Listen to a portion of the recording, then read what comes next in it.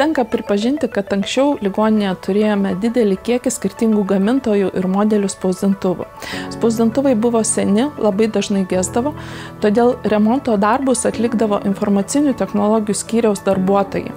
Mes turėdavome pirkti jiem detalės, taip pat turėjome pirkti didelį kiekį skirtingų tonerių, juos sandėliuoti, sekti jų likučius.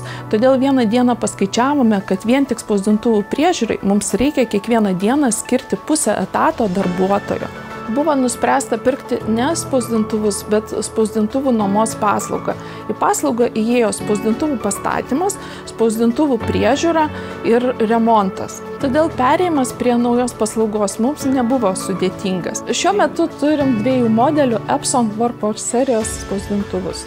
Labai sumažėjo nusiskundimų ir iškvietimų dėl netinkamai veikiančių spausdintuvų. Anksčiau mūsų skyriaus darbuotojai didžiąją laiko dalį praleisdavo tvarkydami spausdintuvus. Dabar šitą laiką jie gali skirti kitiems darbams.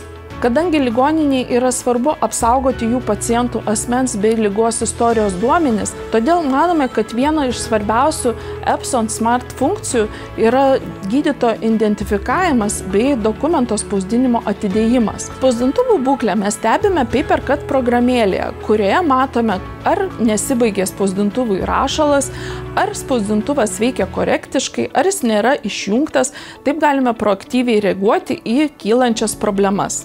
Anksčiau turėdavome pirkti apie 20 skirtingų rūšių tonerių. Jos turėdavome saugoti, sandėliuoti, utilizuoti bei sekti jų likučius. Dabar mums rašalas pristatomas pagal poreikį ir mus nesupa kalnai naujų ir panaudotų rašalo pakuočių. Dabartinio rašalo užtenka gana ilgai. Su dabartinė pakuotė mes galime atspausdinti apie 10 000 kopijų. Rašalo pakuotę gana lengva pakeisti. Tai moka padaryti mūsų visi darbuotojai.